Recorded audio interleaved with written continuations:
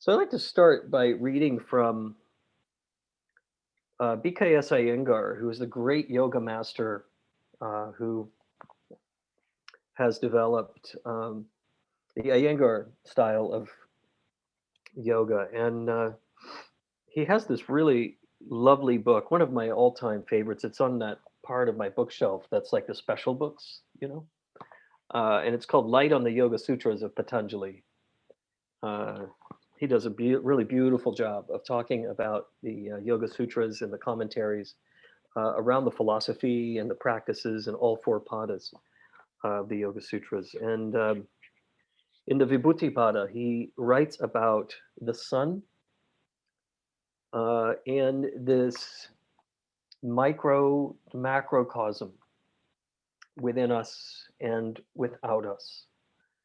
And so that's a theme that I'd like to sort of look at today is how do each of us reflect the macrocosm? And this is central to the ascetic traditions in ancient India, back when the fire ritual was one of the primary forms of propitiating the deities. So back, we're talking about anywhere from about 1700 BCE to 1000 BCE. And before that, you had this maintaining of the cosmos using soma leaves and these puja or fire rituals that were there really to propitiate the deities, this pantheon of gods and goddesses that maintained the cosmos.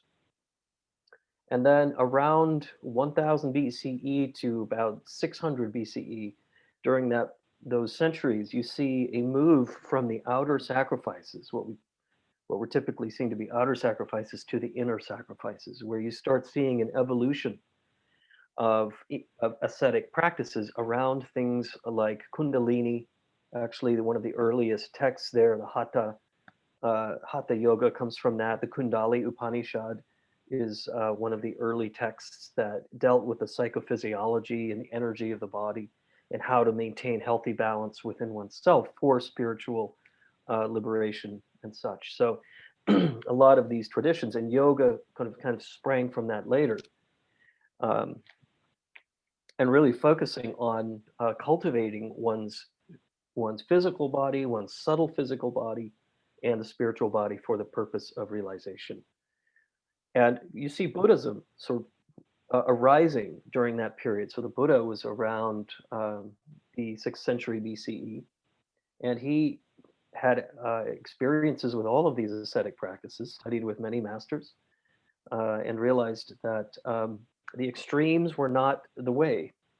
The extreme asceticism, as well as the indulgences, the tantras, the extreme indulgences into the sensory pleasures, but that the middle path involved working within the world, working with the physical body, working with our suffering for the purpose of realization and ultimately liberation. So, a very wise view that we can't actually force ourselves or forsake the ascetic practices, but rather nuance, become skillful with them. And I think that was his contribution during that period. Now he knew about all of these philosophical systems as well, and so you see some sort of correspondences with the Buddha in the Buddhist teachings with the earlier teachings in the yogic tradition, some of the non-duality of the Advaita Vedanta and such. Slightly different theologies, but ultimately leading to, in many ways, the same place, which is self-realization and liberation. So, um, part of this whole framework was seeing oneself as a microcosm of the greater creative universal process. And when we chant Om, as we were just listening to Steve Halpern's Om Zone, this syllable, this very simple syllable, which in Buddhism is often written as OM, and in yoga and in the Yoga Sutras is discussed as AUM. Um, each letter has a significance in that framework, but ultimately, either way, whether it's Aum or Om, It is that kind of realization present within the sound, the vibration, and the intention to connect with that larger macrocosm and to recognize that we ourselves are embodiments of that larger macrocosm. So, in this context, we fast forward to B.K.S. Iyengar, who does a beautiful job of capturing um, and sort of offering these ancient traditions in the 20th century and the 21st century. So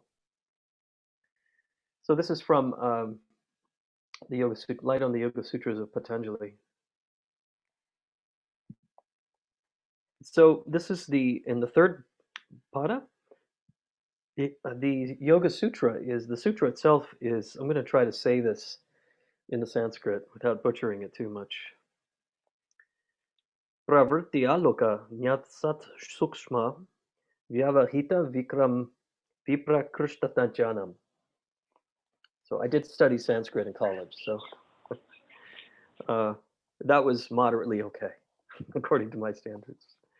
What it means is concealed things near or as far as they are possibly, um, near or as far as they can possibly be, are revealed to the practitioner through practice.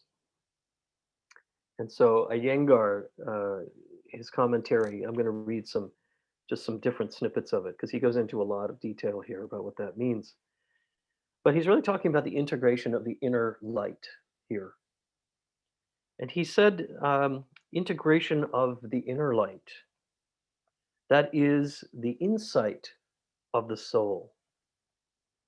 A yogi develops these sensitive powers of perception. Such insight brings the ability to see things which are subtle and fine, concealed, or at a distance. As the sun illumines the world with its rays, so the light of the soul reaches the thousand-petaled chakra, also known as the Brahma Kapala. That's the thousand-petal lotus in the crown. The yogi knows the functions of both these outer and inner worlds. As the microcosm represents the macrocosm, the practitioner's body epitomizes the entire structure of this great universe. All worlds are represented in the various regions of the body, from the crown of the head to the soles of the feet. According to yogis, within the aerial regions are the major chakras or energy wheels. The light that shines from the seat of the soul is the sun of life. It passes through the energy channels and the gates of the sun, the Surya chakra, Surya means sun, and illumines the states of awareness in the consciousness of the practitioner.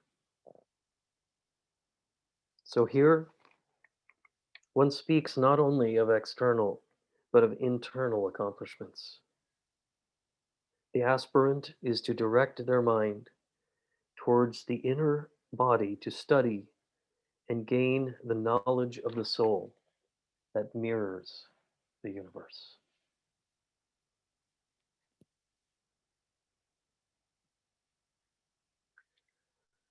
Wow, in a good way. And I think one of the things that brings a lot of these different pieces that I was telling you about earlier together is the recognition of the macrocosm. Our perception, our recognition that when our world feels really small and we're feeling fragmented and drawn here, there, and everywhere, and overwhelmed by all of these things, that it's easy to forget that we are part of this macrocosmic process. In fact, we may even resist believing that in those moments because of all that is being asked of us. And so, as part of my encouraging your practice, this process of meditation, what we call meditation, what Patanjali calls our yogic cultivating recognition of the inner light, is also a recognition of the great, expansive, capacious context within which we are meditating. So rather than just blissing out or relaxing and deepening and softening and then mind wandering and all of that, kind of the smallness that all of us experience in our meditation, is to sit down and recognize and remember this vastness of creation right there on the cushion. And remember that this vastness is not a thing, but a vibrant, dynamic, living process of which we are a part. And our very consciousness reflects that larger process when the mind is still. And that helps to kind of move beyond all of the concerns, the cares, if we can. And if we can't, that's normal too. Then we just sort of take a breath and just exist in the body first.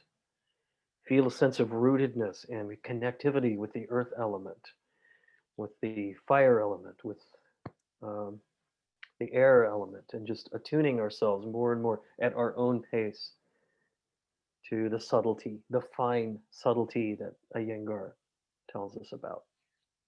It is there. It just takes time sometimes.